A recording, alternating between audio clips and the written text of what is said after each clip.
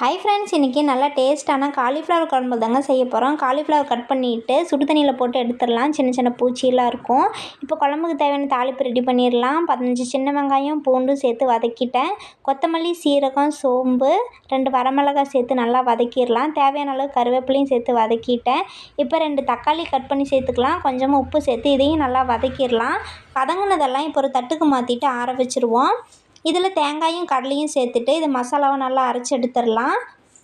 உங்களுக்கு இந்த வீடியோ யூஸ்ஃபுல்லாக இருக்குது அப்படின்னா நம்ம சேனலை சப்ஸ்கிரைப் பண்ணிக்கோங்க. இப்போ காலிஃப்ளவர் தாளிச்சிடலாம். இப்போ தேவையான அளவுக்கு எண்ணெய் சேர்த்துட்டு எண்ணெய் சூடானோன்னையும் கடுகு சேர்த்துக்கலாம். கடுகு பொரிஞ்சதுக்கப்புறம் காலிஃப்ளவர் சேர்த்துட்டு இப்போ அரைச்சி வச்சுருக்கிற மசாலாவையும் சேர்த்துடலாம். இப்போ தேவையான அளவுக்கு தண்ணி சேர்த்துட்டு தேவையான அளவுக்கு உப்பு, கொஞ்சம் மஞ்சள் தூள், தேவையான அளவுக்கு சாம்பார் தூள் சேர்த்துட்டு நல்லா கலந்து விட்டு இதை கொதிக்க வச்சிடலாம். அவ்வளோதாங்க, ரொம்ப ரொம்ப டேஸ்ட்டான காலிஃப்ளவர் குழம்பு ரெடி.